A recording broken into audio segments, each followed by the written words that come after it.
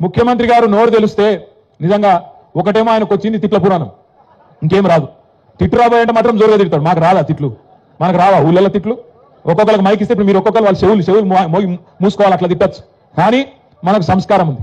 నేను అంటాడు ముఖ్యమంత్రి, మీరు చూసిన అందరూ కొడంగల్లో యాడ్ను మాట్లాడి నిన్న ఏమంటాడు, కేసీఆర్ నువ్వు కొట్టుడు కాదు, నువ్వు నిలవాడు, సరిగ్గా నిలవాడు, కట్టలేకుండా నిలవాడు అంటుండు. ఒక 71 ఏళ్ల పెద్ద మనిషిని పట్టుకొని సంస్కారం లేని ముఖ్యమంత్రి గారు ఏమంటున్నాడు, కట్టబట్టుకొని నిలవాడు అంటుండు.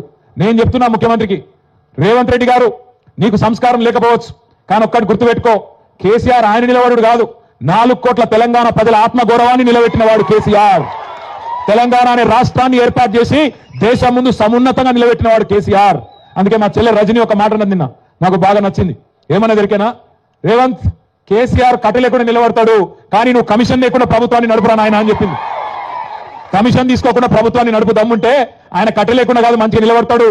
ఆయన కొడితే ఎట్లుంటుందో నువ్వు కాదు, నీ పాత గురువు గారిని అడుగు చెప్తాడు కొడితే ఎట్లుంటుందో. నీ ఇప్పుడు గురువుని అడుగు, నీ గురువుని అడుగు, రాహుల్ గాంధీ వాళ్ళ అమ్మని అడుగు, చెప్తుంది ఎట్లా ఢిల్లీ మెడలు వంచి తెలంగాణ తెచ్చిండో కేసీఆర్ కొడితే ఎట్లుంటుందో ఆ దెబ్బ తిన్నోళ్ళని అడుగు తెలుస్తుంది. ఆయన నాకు తెలియక అడుగుతా, ఈయనకు కేసీఆర్కి ఏమైనా పోలికున్నది అసలు? కేసీఆర్ ఏమో హిస్టరీ, కేసీఆర్ అంటే హిస్టరీ, రేవంత్ రెడ్డి అంటే లాటరీ. టికెట్ కొనకుండా లాటరీ గెలిచిపోయాడు, టికెట్ కొనకుండా లాటరీ గెలిచినాడు రేవంత్ రెడ్డి. తప్పిదారి అడ్డివారి గుడి దెబ్బలు ముఖ్యమంత్రి అయితే ఆవుతలేడు మనిషి. అరే అయ్యా, నీకంటే ముందు చాలా మంది పనిచేశారు నాయన ముఖ్యమంత్రులు. రేవంత్ ఒక్కటి గుర్తుపెట్టుకో, ఒకటి యాది పెట్టుకో, కేసీఆర్ పేరును నువ్వు కాదు కదా, కాంగ్రెస్ తాత జేజమ్మలు దిగొచ్చినా ఎవరు మర్పించలేరు.